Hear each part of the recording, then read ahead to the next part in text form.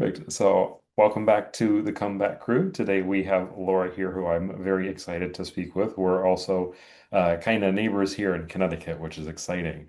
So, Laura, thank you for being here. I'm excited to share your story. And with that, I want to turn it over to you and just have you introduce yourself and maybe tell us your stroke story, if you wouldn't mind. Um, I had my stroke in July 22, and I was at Yale, and then I was at Gaylord, and then I came home and I had nurses, and um, I had PT, OT, and speech therapy um, for 6 weeks, and then I was on my own. But I know in terms of what I experienced with stroke, I'm going to tell you it the way I tell it because I can never remember the words. So Okay. I was told that I had first I was told I had W. So what is W? Why I can't tell you what it is, but I had a kind of stroke that was W. And then it was Broca. Okay. And I was told it was Broca about a year and a half later. And then I was told it was I soon before I left the speech therapy. And I had speech therapy for two two years.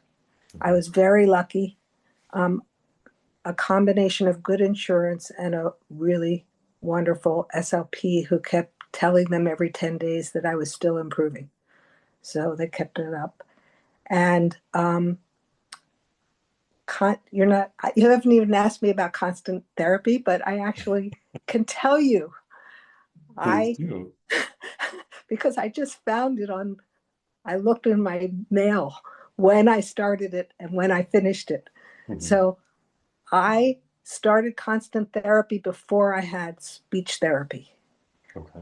I did it by looking at it online. Mhm. And I worked with constant therapy every day for about a half hour for um, a year. And I was very determined to get back language, reading, and writing because that was my life. Mhm. From the time I was a child to working to even when I retired, when I had two blogs that I wrote. And it was all kind of a mess after the stroke. Mhm. So constant therapy was a consistent thing that I did every day, looking for the things that I was struggling with. Mhm. And then when I started my speech therapy, um, she also looked at it and kind of helped me look in the right direction for it because everyone's different, and so Sherry helped me with that. And then after about, I was also doing a lot of other things. Did I just tell you that I had been studying? I can't remember. Did I tell you that I'd been studying 30 hours a week for 3 years?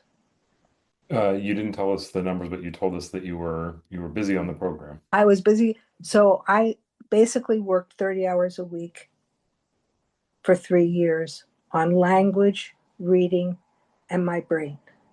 And um, it was like my job I was just going to to say that that sounds to like a move. full-time job. It was like a full-time job. Yeah. And my husband encouraged me, but I include things like after 3 weeks at home, if I ate another barbecue chicken from Big Y, I was going to, I was very unhappy. Hmm. So I started cooking again, but I couldn't read the cooking. So my husband had to be there also to make sure I turned down the stove. Hmm.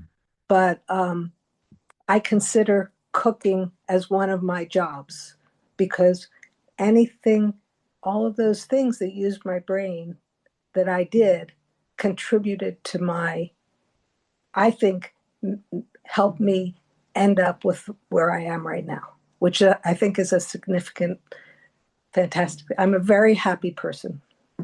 I love to hear that. And you're right. They say the best medicine to make these recoveries is to really work on, what we label as functional activities. So if Oh, you are cooking, doing what you were doing, cooking is the way to do that because you're practicing that skill in the way that you would use it. So I think and it's you're fantastic. using your brain to do it. It's Hmm. moving your brain around. So Exactly. what I tell people is don't watch TV all day. That's not going to get you anywhere. It takes a big commitment to improve, but it's well worth it. Hmm. And that is, I was in PR and journalism and stuff like that, and but I never felt as passionately about working on those areas. Some of them were pretty significant, but as I am about aphasia and aphasia awareness, because I am convinced that there are many, many people out there who aren't getting the services that they might need to be able to do things at home. Hmm. In addition, if they can get therapy, that's great. But there are a lot of people who either don't have insurance or they don't have good insurance, and or there isn't any speech therapy around them. And so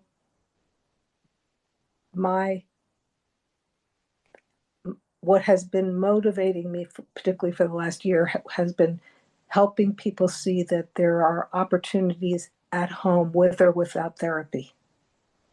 And I think that that's great. Not only, because I work with constant therapy, but we're seeing nationwide now that there are an increasing number of people who need therapy, and we unfortunately just don't have the number of therapists to keep up with that. So I think that you taking that mission of making sure people know what's out there is great. I'm going to tie that into another aspect of yours that I know is that you're an ambassador for the National Aphasia Association. Is that something that you work on in your role as an ambassador, or would you mind telling us a little bit more about what you do with the NAA? I they started the ambassador in February, and I joined it in April, Mhm. just finding it online kind of thing. And I thought, oh, this sounds good. Um, it took a while for me to understand what was involved, but I have gotten very involved. And as you know, it is now, as of June 1st, it's a, aphasia awareness. And one of the things they asked us to do was get a proclamation from someone. So I wrote the governor, and I just got a call yesterday saying we're sending you your proclamation. So Excellent. so I did that, and then I met the one person I know with aphasia. I met her online, and she happens to live in Madison, which is the next town over. So we met each other, and we started talking about doing an event during aphasia awareness. Um, and then it happened that my speech therapist became an ambassador. So we said, Sherry, why don't we all do this event? So that's what's generating the event. And um, it's been, I got to tell you, it's been a lot of work because I've done lots of public PR in my life, but I retired in 2020, Mhm. and then I had the stroke in 2022. So not only did I have to relearn things because I had a stroke, and which means I'd forgotten many, many things, but there are many, many things I had to learn that they never did in 2020 or at that point. It's been Like I had to learn social media. I mean, in a million years, I never thought I was going to want to learn social media, but I realized I needed to learn that. So the last um, working on this project, it's been a lot of work because I've had to teach myself things I didn't know how to do. Hmm. And we don't know how many people are coming. We don't know how many people with aphasia are coming. There, we just don't know anything. We'll see. We'll find out that day. Well, I'm But going to keep, we put a lot of work into it, though, so hopefully it'll go well. I will keep my fingers crossed for it to go well and for a big turnout. Thank you. Um, Perfect. So outside of what you do with the NAA, I know that you also do some blogging related to aphasia as well. Would you mind telling us more on that? Yes. So what happened was in you're like asking me questions about things I love talking about. Um, Last June, I decided that was when I decided that I wanted to communicate with people that whether they had therapy or not, that there were things that they could do at home because I had done so many things at home. Mhm. I thought if I share that, maybe some people will see things that are interesting to them or will give them ideas on what they could do at home. And one of the very top things is constant, con, constant therapy is in that list of things to do. But there are also a lot of other things that I did. So I listed everything I did. I wrote a website, and then I realized that I didn't know how to do a website. So I just called people in Guilford who I knew did websites, and the first person didn't call me back. The second one, it turned out Peggy's best friend from high school has had aphasia for 10 years. So she had a connection, and then she had a stroke, and she had the early part of, of, of aphasia. So she knew what it was, and she has been fantastic. So she does the design and keeping it all together. Mhm. And so I have a website called Aphasia at Home with or without therapy.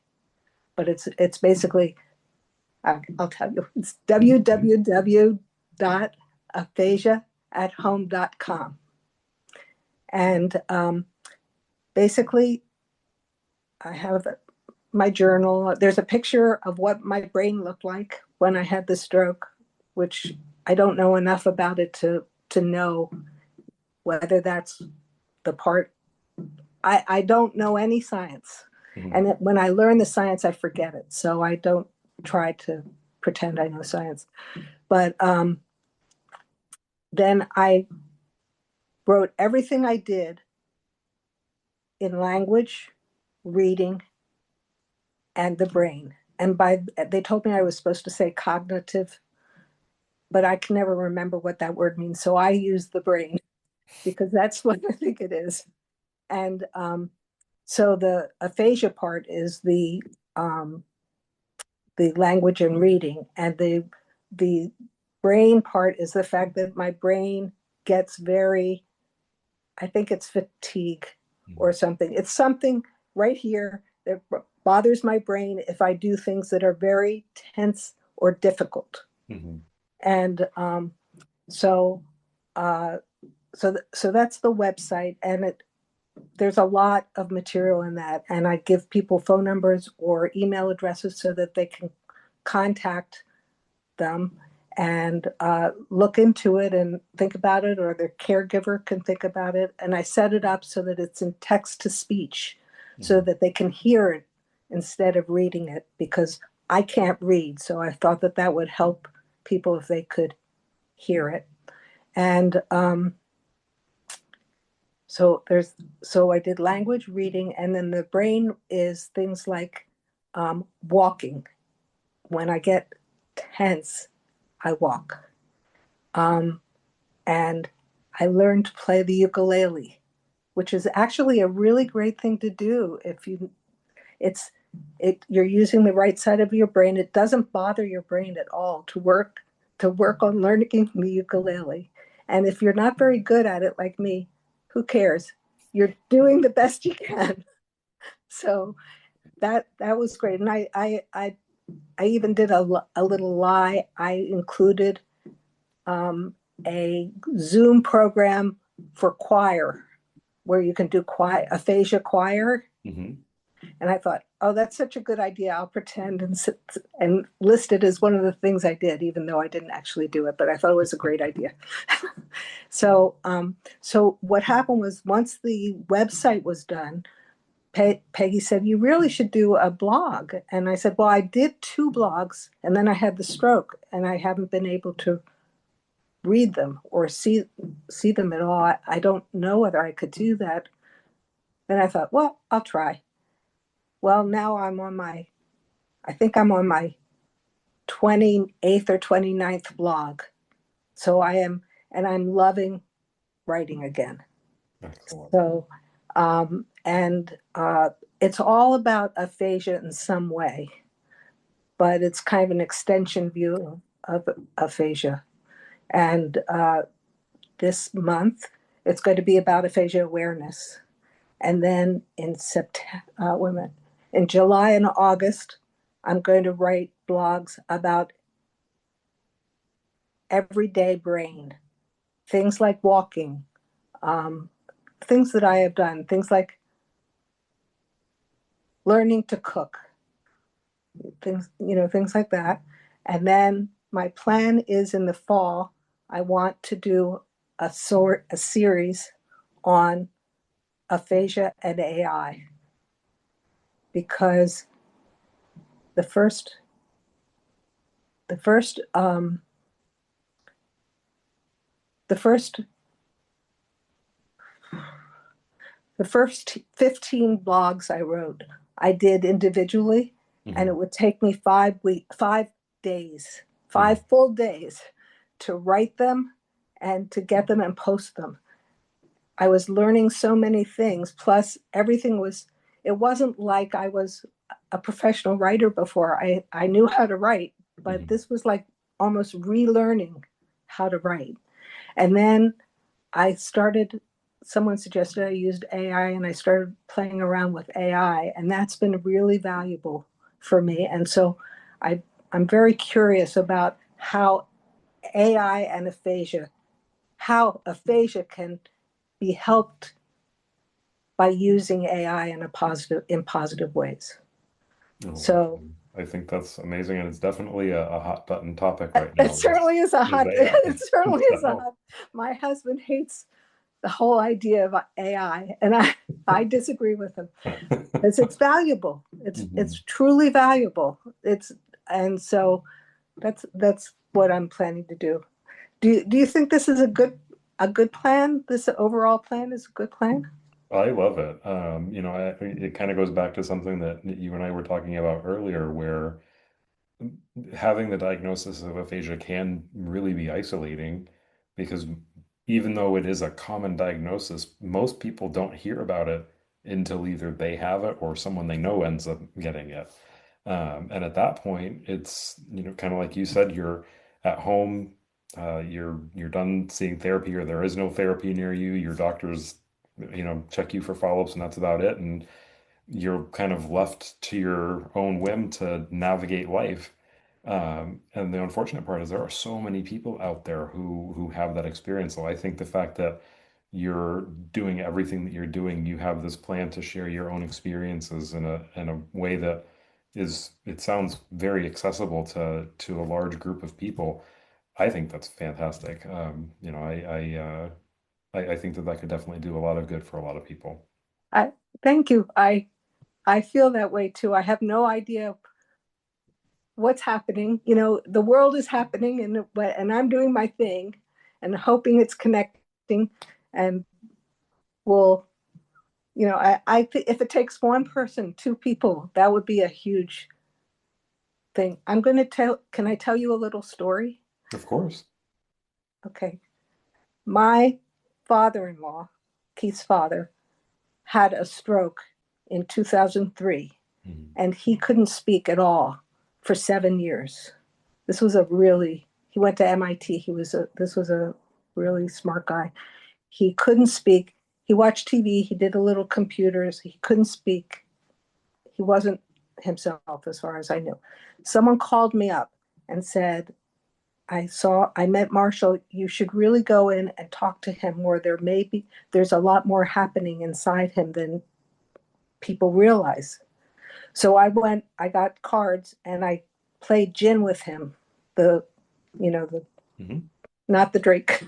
Um, I played gin with him and he beat me 4 times in gin. Mhm. So then I got some games for people who were engineers, electronic engineers. It's like for middle school students, and they Mhm. had 100 games. He did all 100 games, Oh, and wow. this was this was like I had no idea. Keith had no idea that inside him he was just Marshall Mhm. completely, but he could not say a word because I now know he probably had global aphasia. Mhm. So I'm pretty sure that the reason I worked so hard, I was so clear what I wanted to accomplish from the time I left Gaylord. I immediately started working on trying to figure out how to deal with language, and that's why I found constant therapy, and I did all other things as well. I think it was because I knew that inside my brain was me, Mhm. just like inside Marshall's brain was him. And I'm pretty sure that's what drove it. That was a big deal. No, most definitely. And I think this is a good place to ask you, since you've kind of already started talking about your experience with your father-in-law. If, you were to have someone who was in a similar position to where you were when you had your stroke kind of put right in front of you, what advice would you give them, for their early stroke journey, their recovery? What's the best advice you could pass on to someone in that situation? Well, a lot depends on whether they have a caregiver or someone who are helping them, because a caregiver can guide them and knows what is interested in them, because it helps to find things that they inside their brains they are excited by in some way. Who knows, it might be golf. It doesn't matter what it is. There are things people enjoy, and if you can find a way to apply that, even if they can't speak, even if it's, in my case, what I did was I um, painted birds. That's what I did, and then I walked around the house. This was like in the first week. I walked around the house, and I realize now I was able to draw it, Hmm. and I was able to often write it, but I couldn't say it. So I had 300 index cards paste that I glued around the house. And every time I walked by one, I'd say the word again. It made a difference. I would, it was actually quite, quite smart to do that. And so finding things that are interesting, that get you doing things that are in the direction, even if it's going to the grocery store. That's another good example. But again, if you don't have a caregiver, it's another challenge. I'll mention that in a different way. But if you have someone who, because Keith made me go to the grocery store, made me go. I couldn't talk to anybody. I did talk to them, but I don't think they understood what I was saying. But that just going to the grocery store is part of your therapeutic activity. That's one thing. If For people who don't have caregivers, who are alone or are in an isolated situation where they don't know what's going on, that's more challenging. because that's when the isolation really, really, really kicks in. And I'm sure it really kicks in with people where the spouse works, and then the person with aphasia is at home all day and they can't drive, and it's very isolating. So my suggestion is to connect with Zooms.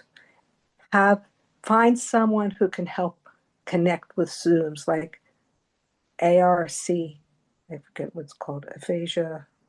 That was the first one I did.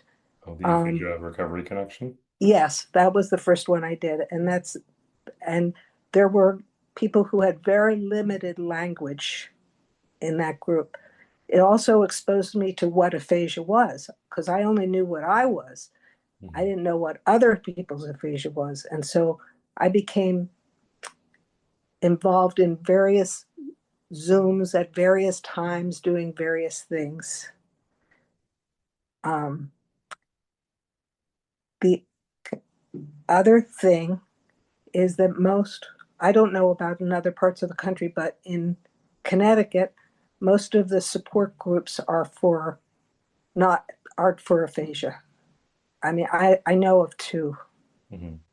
Um, so in that case, I think it's valuable to go to a brain injury location, but but if you can encourage someone to go onto Zoom to do aphasia support, that makes a difference. It's people doing the best they can, speaking in small groups in different ways, and finding something that appeals to you. That's very valuable. And then constant having something like therapy. Constant therapy is it's something you can do constantly every day. It's like going to a class. And I don't know how do you, if you're not with a therapeutic, this is the part I don't know. I just did what I wanted to do, but how do people decide what to do when they're doing constant therapy, because there's so many different ways to use it depending on the needs. I don't know how they decide. How do they decide? Yeah, I mean, that's a great question. So when you go through the sign up process, if you are on your own, the program will ask you what areas you want to work on. So if you want to work on speaking or reading or math, there's a whole bunch of things people can pick. And then what it does is based on whatever you pick, you get tested in the areas you've selected so that the program knows what you're doing well at and what you need help in. And after those tests are done, then it makes the set of exercises for you. You go about doing the exercises the way that you had described, but we're going to go back to that AI that we were talking about. There's AI in the system that analyzes how you're doing, and it'll make adjustments to your exercises so that as you're getting better, the exercises are going to get harder to continue to push you, to reach your This, goals. this is great. Can I ask you another question? Of course. Okay. I'm very curious about this. So I just looked, I finished mine in October 23. Mhm. Has it changed a lot in its technology between 23 and 26? I think so. I think if you logged in today, it would look, you'd still recognize it. It hasn't changed that much in terms of, you wouldn't recognize it at all sort of thing. But there are new exercises. The AI system is more advanced. There's been a lot of updates to the exercises, and that's something that we do just constantly to make it the best product that we can for the time that it is. I mean, like we said earlier, AI wasn't something we were talking about, I know, because years AI ago, and was now there's been announced so many advancements. So we AI was incorporate things like announced that. November 22. I can Hmm. tell you that I remember when it happened. When they first announced it at the New York Times Hmm. was November 22, because I had the stroke. Hmm. So if they were using AI at that point, people didn't know what they were doing. Hmm. But in the reading area, is that something that you added to, or would you have had that back in 2023? Oh, there were reading exercises. I can't give you an exact as to what exactly is new, but since then, yes, there's been new reading exercises. We've changed some of the questions in there to make them more contemporary, so you're not, looking at things from 2022, 2023, now in Oh, 2026. right. We're adding new exercises related to reading to help people at different areas of their, recovery trajectory. So there's a lot of new things in there now. That's great because I still can't read. I can read words and I can read sentences, but I can't read paragraphs. So I developed my own technique for reading, and now I can read. As I can read pretty much anything as long as I have something like text to speech Mhm. system to accompany it. Um, but I don't remember. I think if I had known there was reading there, I'm sure I would have jumped at it. So I definitely wasn't aware that there was a reading program. So that's a shame. Well, if you ever decide you want to come back, it's there, and we can show you how it works too. Oh, that'd be cool because that'd be nice to not have to make listen to it all the time, to actually be able to read it. But that's cool. Excellent. Well, I have one more question for you, Laura. Is there anything else you wanted to share that we haven't covered so far? No, I thought this was interesting. I hope you Excellent. found it interesting as well. I did, and I'll do the plug for you here. So I know we were talking about the event that you put together, and if you're watching this video and you're in Connecticut or New York or Massachusetts willing to make a drive, Laura put this event together. It is on June 16th at 4 p.m. in the Lifelong Learning Room of the Scranton Library, and that is at 801 Boston Post Road in Madison, Connecticut. Um, Please show up. I think from what I'm hearing, it's going to be great, and we want a big turnout for Laura. So if you're around, please show up. And if you don't live close by, I would say check in your area for what Aphasia Awareness Month events are going on. It's a great way to Yes, connect. And that's a great idea because there are people all over the United States working on it. And I do want to say that there are three of us involved in this project. So it's not just me. It's sorry, yeah, Laura, Paula, and Sherry. that's right. Laura, Laura, Paula, and Sherry. Yes, that's correct. Excellent. Okay. Well, thank you again so much for being here, Lauren, for sharing your story with us and providing us information on your blog and your event. Like I said, I'm keeping my fingers crossed that you get a good turnout and wishing you continued success with aphasia at home. Thank you so much. All right. Nice Okay. talking to you. Bye bye. Bye.